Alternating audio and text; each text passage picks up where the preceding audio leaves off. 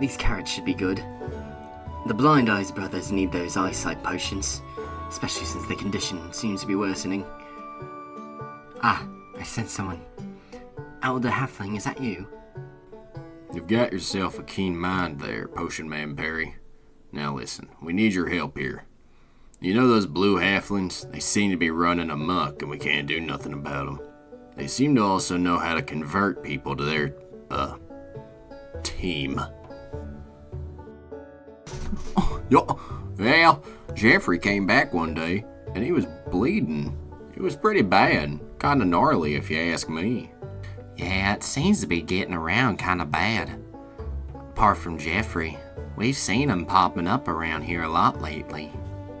If my memory serves me right, those should be the Cobblegrins. A fearsome bunch they are. Very weak on their own, but in numbers, as you would imagine, they can become very strong. Alright, yeah, strong in numbers, I'd imagine, but are you gonna be able to help us?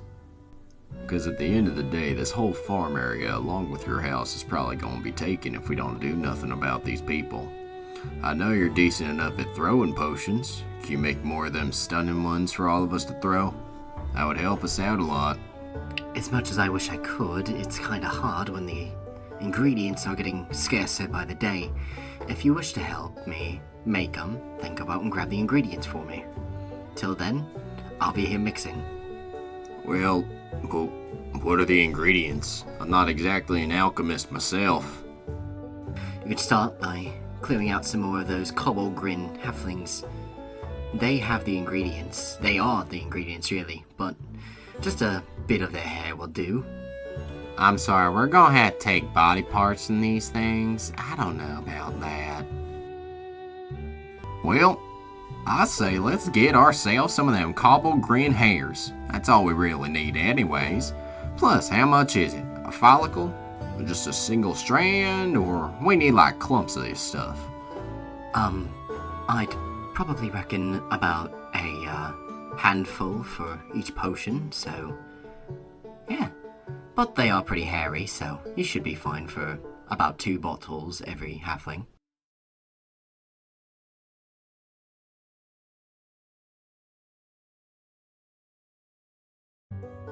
Hey everyone, it's your boy V, and welcome to another episode of How to Main the Unit. Part 11, The Potion Seller. Now the Potion Seller is one of the ranged units for the farming faction. Carrying 2 throwable potions, he is able to do some pretty neat stuff.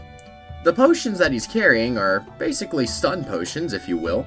They're a splash damage potion that can cover a good amount of area, although they don't do much damage, especially for a ranged unit. They definitely work very well. They disorient the enemy and cause them to trip over themselves, almost like a guy at a tavern getting a bit too drunk off of ale or something. As you would imagine, the potion thrower also lacks in HP, but that makes sense since he's a ranged unit. Believe it or not, one thing I find funny is that the potion seller actually saves the same amount of HP as a farmer. That's crazy. And for his damage, he's a little expensive, and he has average mobility. Now, against basic infantry units, the concept is fairly simple. Just huck potions and hope to God these people don't get close to you, because of your lower HP, you obviously are a pretty easy target if anyone gets up in your face. Good thing your potions seem to encourage everyone and everything to run away from you. You see how the halfling just kind of runs off as soon as I hit him with one. Can't really see him, so I'm just kind of throwing by blindly. And he ran off the edge, and that's it. And the strategy doesn't really change between any other types of infantry units. If I were to throw down a farmer, the concept is essentially the same. Just overhand a few potions at them, they'll fall over, get up, attempt to attack you, and probably fall over again. So just throw another potion and put them down. With shield units, it's the exact same principle, especially since the potion can actually ignore shields altogether, whether it be these hay balers, or protectors, or shield bearers, or... I'm pretty sure the only shield that wouldn't ignore this would be the one from the good faction, the Celestial Aegis that I covered in my Stoner video. So, it's just like infantry. Oh, would you look at that? Would you look at that? Would you look at that? We have ourselves yet another mirror match between the red and blue potion maker. I'm not sure if this is a good idea. I don't want my fight televised. I don't want to be shown murdering this blue version of me in cold blood. Extreme sport!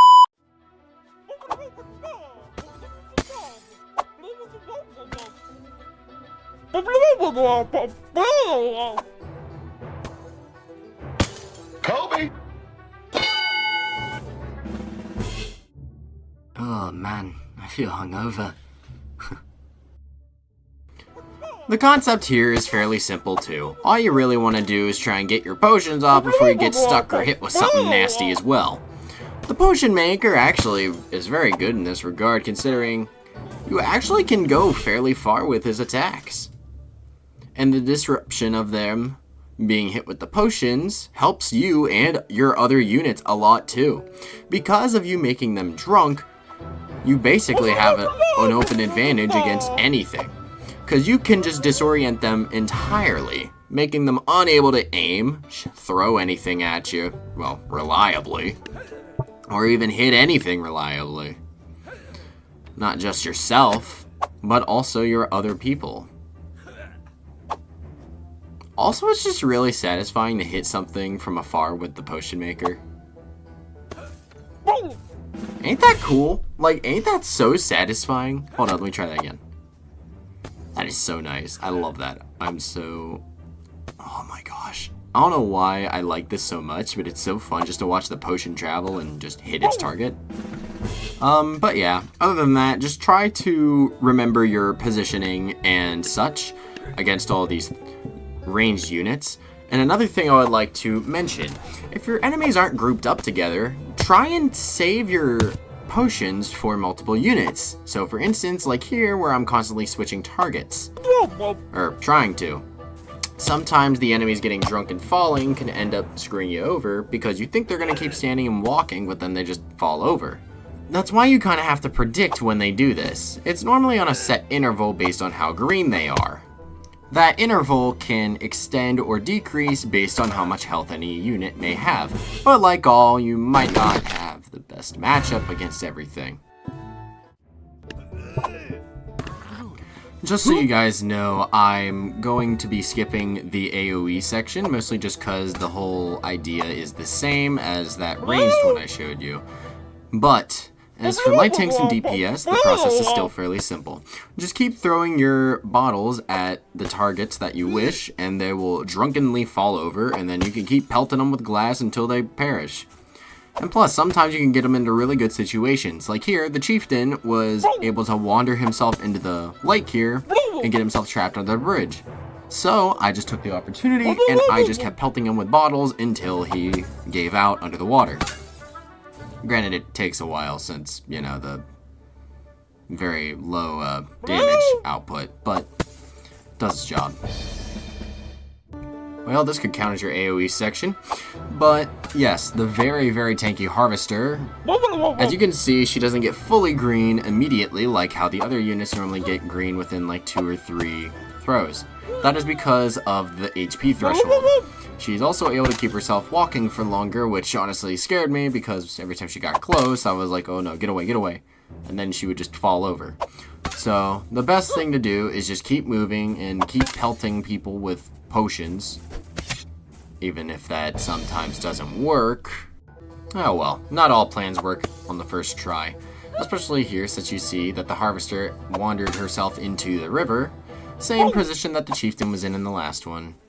So I just kept her there and kept trapping her with making her more and more drunk, and then there we go. Slides right into the bridge, or right under it. Gets trapped right in the same rock area, and then I just kept going until she gave out, which took a while.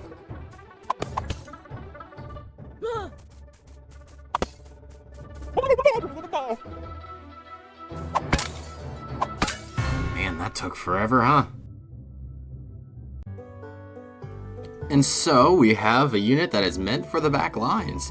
Being able to disorient and annoy any unit from pretty much any range. you have yourself the ideal ranged unit. The only thing that you might need to keep in mind is the price of the thing. That's about it. And it's also pretty weak, so try to hit your shots and don't let anything get too close. The only unique property about the potion seller is the effect that it gives them, being able to make people drunk just by throwing potions at them, which is fitting. I mean, I feel like that would make sense. You throw potions at people, they don't exactly feel normal anymore. So yeah, that's that. I would also like to really thank everyone for the channel's progress again. I feel like I do this so often, but I'm not lying when I say this. Everything has been going so awesome with this. Sorry it took me so long to get a video out, by the way. Graduation's coming up, and that's something I've been worrying about for a while now. And so, with that said, I want to thank each and every one of you guys who are here watching this right now. It means a lot that you guys are even here supporting this channel in the first place. Along with the 296 of you that are currently subscribed, I want to thank you all very much. I also want to thank everyone who's still been watching the How to Main series and keeping up with it very much. That also means a lot to me as well. These videos have been doing very well lately, and I have no one else to thank but you amazing people that are watching this right now. So yes, thank you guys again very much for everything so far. And so we've reached the end of the video. If you liked this so far and aren't subscribed yet, please consider. I try to post these as often as I can, but with graduation being here, it's kind of hard. And have a great day, you guys. Thanks again.